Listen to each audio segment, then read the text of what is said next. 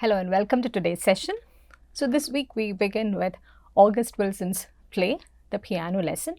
It's a 1987 play, and this play might be seen as one of the representative plays of the decades as well. And as we had noted before, and this play is also comes after a significant gap. The last one that we dealt with was from the late 1950s, 1959 play, Lorraine Hansberry's Raisin in the Sun. We also took a look at the historiographical trajectory of the 20th century American plays and how there was a shift from Broadway, how there was a decline in theatre, how theatre continued to remain as an extension of national consciousness by expressing the dilemma and the anxiety and the struggles of the consumerist society that America was fast becoming. So the Piano Lesson is a Pulitzer Prize winning work, and this is considered as a very haunting work as well, and it's seen as quite thrilling in terms of the dramatic techniques which are being used, and it's also in terms of the major themes which are being explored. It talks about race, and in that sense it's also a continuation of the work that we looked at right before this, Lorraine Hansberry's Raisin in the Sun. So we will start with Act 1, Scene 1, and then get into some detailed discussions about specific themes and certain major trends, major ideas which are being discussed in this play. So we will look at a few things in detail for you to get a hang of the kind of play this is, and what kind of characters are getting introduced, what kind of setting is over there, and more importantly the language which is used over here. So I also encourage you to pay close attention to the background, the societal background which is getting depicted over here, and also compare this with the other American plays that we have already looked at so far. So Scene 1, the lights come up on the Charles household. It's 5 o'clock in the morning.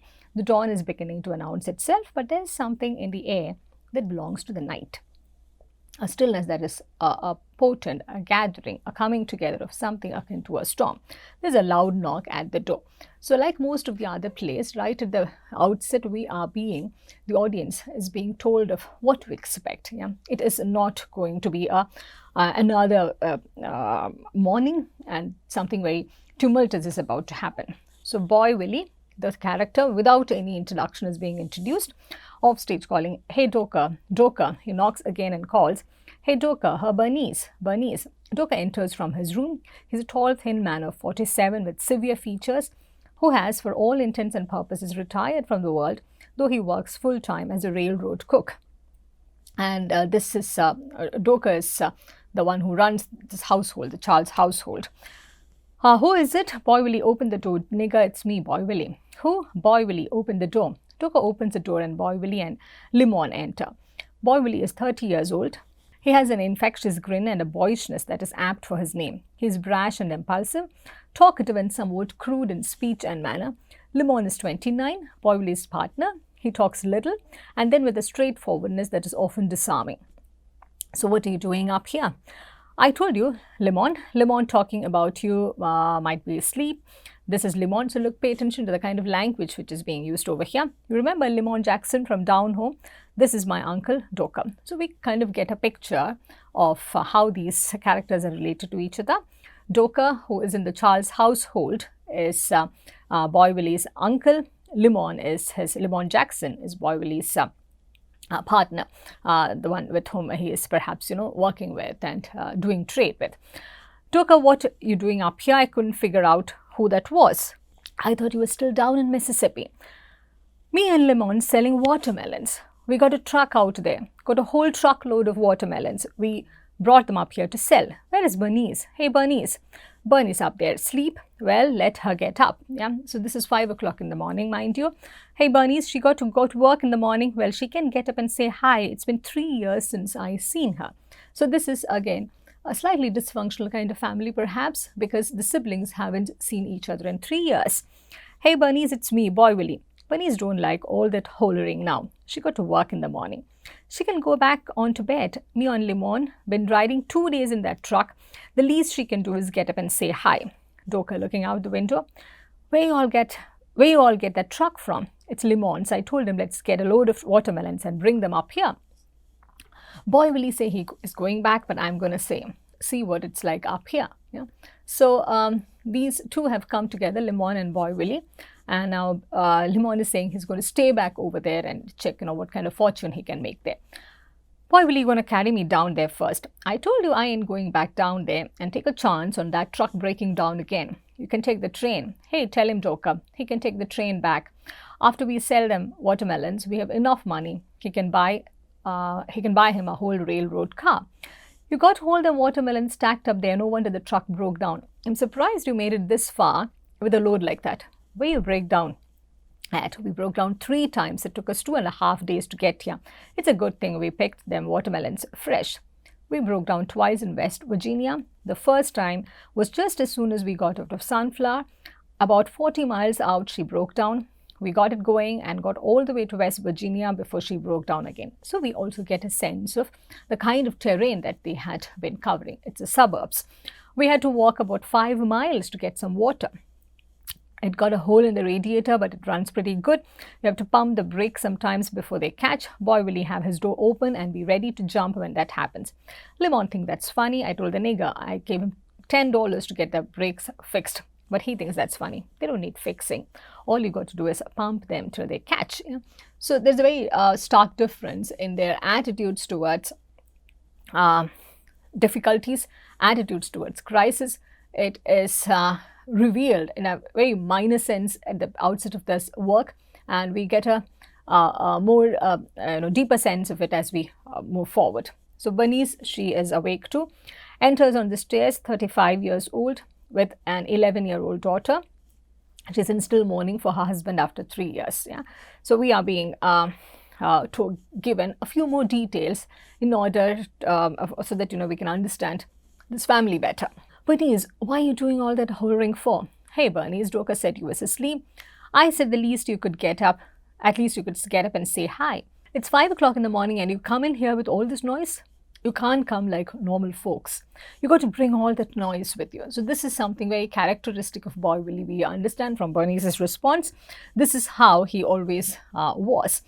Hell, I ain't done nothing but come in and say hi. I ain't got in the house good. That's what I'm talking about. You start all that hollering and carry on as soon as you hit the door. Oh hell, woman, I was glad to see Joker. You hadn't had to come down if you didn't want to. I come 1,800 miles to see my sister. I figure she might want to get up and say hi. Other than that, you can go back upstairs. What you got, Joker? Where you bottle? Me and Lemon want to drink. This is Lemon. You remember Lemon Jackson from down home? How you doing, Bernice? You look just like I thought you looked. Why you all got to come and hollering and carrying on, waking the neighbors with all that noise? They can come over and join the party. We fixing to have a party. Joker, where's your bottle? Me and Lemon celebrating. The ghost of the yellow dog got Sutter. So there's a reason why Boy Willie is over there. Yeah, because Sutter is dead. That is what we get to know through Boy Willie over here. And this is the turning point of this play. And this becomes interesting. The visit becomes interesting in so many different ways for Joker as well as for Bernice. The moment they get to know that Sutter is dead. Say what? So this is the part from where this plot begins to get interesting, because they all now get to know that Sutter is dead. And who's Sutter and what connection he has with the family. And why is this a matter of celebration is something we will get to know very shortly. So in the meanwhile, we will also take a look at, in order to contextualize this work further, we will take a look at one of the recent essays, a 1998 essay on this 1987 play, which tries to situate August Wilson's project as a part of the African American experience. And this is being done. We are looking at this essay in order to understand this play in a better way, in order to situate it within the theory of African American literary criticism. So we will read through some parts of this essay and then go back to discussing the play. So much has been written on August Wilson's project to chronicle the African American experience through each decade of the 20th century, that the series, which now includes 7 plays, these are all these part of his 7-play series, Jitney, 1979, Ma Rainey's Black Bottom, Fences, Joe Turner's Come and Gone, The Piano Lesson, Two Rains Running, and Seven Guitars. Sometimes seems like a monolith. This effect may be more thematic than theatrical. The plays are rich in their variety of characters and conflicts and in the resolutions to these conflicts. But beneath the diversity, within the dramatic framework of the plays lies the assertion that the present for Black America has invariably been shaped by a history of race-related stolen opportunity and broken relationships, or what Michael Morales calls a simultaneously reactive or reconstructive engagement with the representation of Blacks and the representation of history by the dominant culture. So this is something that we need to keep in mind while we are reading through Piano Lesson as well.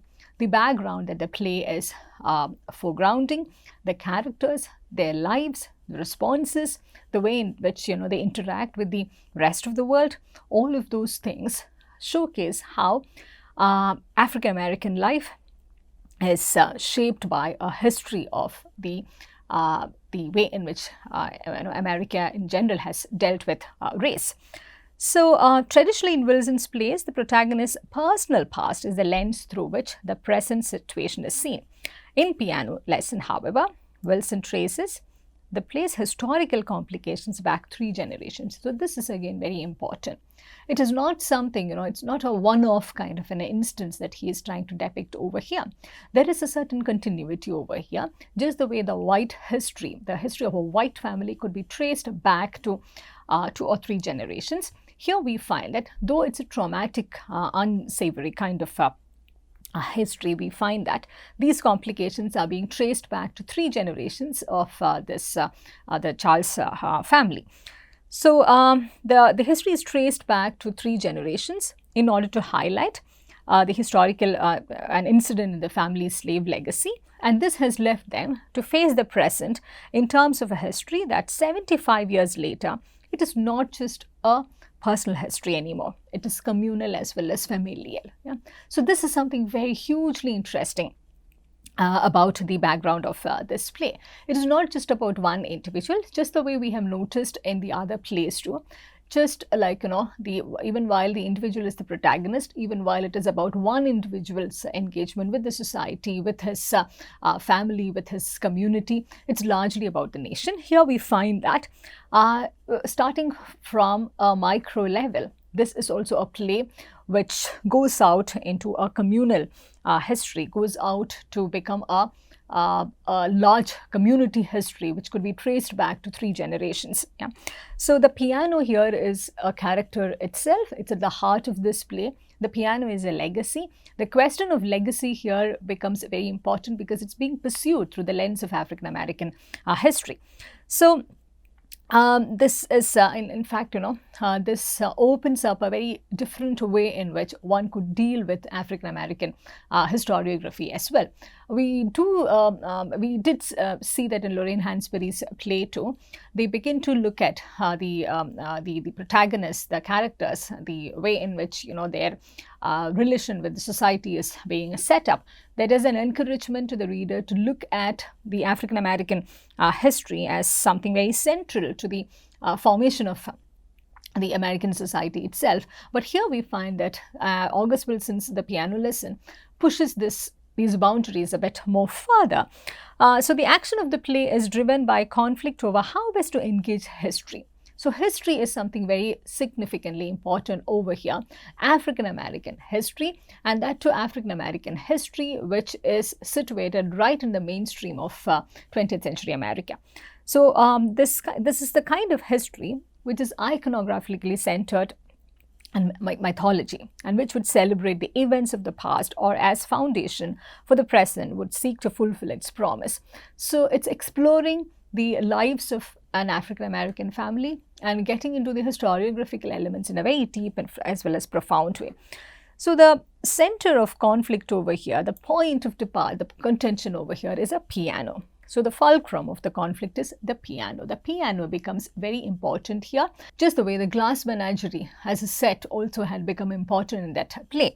So here, more than anything, the piano is something which defines the family, the family's history, the family's legacy.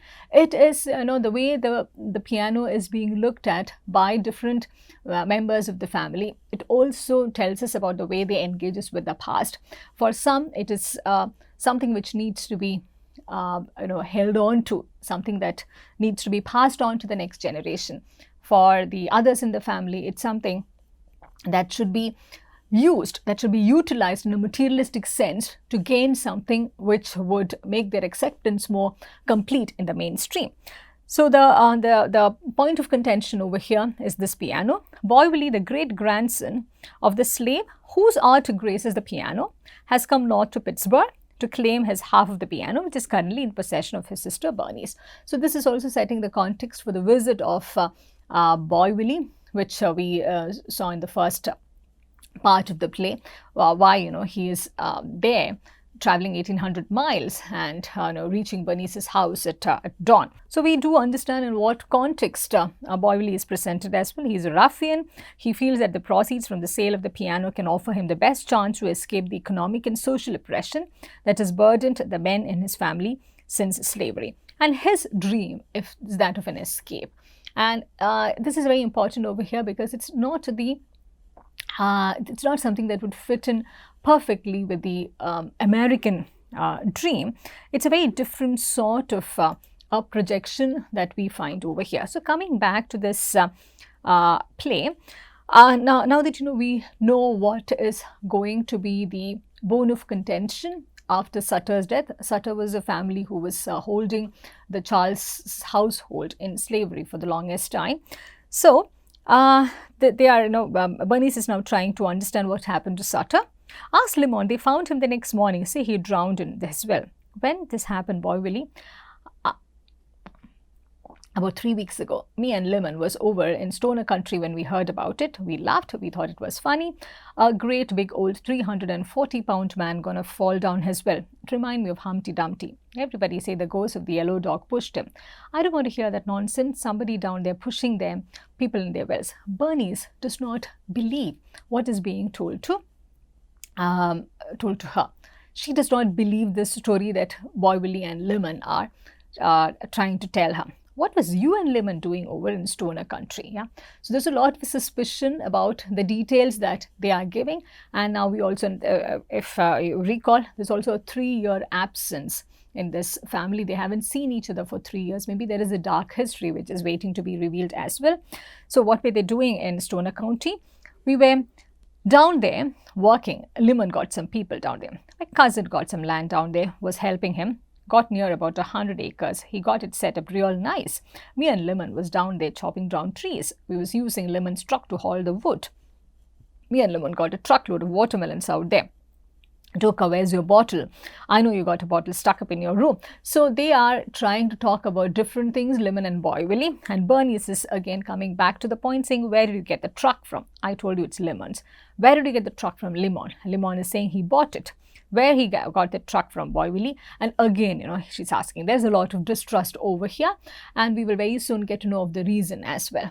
Bernice does not believe any of the things that Boy-Willie is trying to tell her. He told you he bought it for $120. I can't say where he got that $120 from, but he bought that old piece of truck from Henry Porter. Where did you get that $120 from, nigga? I got it like yours. I know how to take care of money. So Limon is, Limon is very smart in terms of the conversations that he has over here. We know that, both of them are perhaps, tricksters of some sorts, but Limon also knows how to find his way around it. So Boy-Willie is now, giving more details, saying Limon bought that truck, so we have him a place to sleep. He down there wasn't doing no work or nothing. Sheriff looking for him. He bought the truck to keep away from the sheriff. So Bernice latches onto that information and asks why the police was looking for him. The man don't want you to know all his business. He's my company. He's asking you no questions. It was nothing. It was just a misunderstanding. He is in my house. You say the sheriff looking for him. I want to know what he looking for him for. Otherwise, you can all go back out there and where nobody don't have to ask you a thing. It was just a misunderstanding. Sometimes me and the sheriff, we don't think alike. So we just got crossed on each other.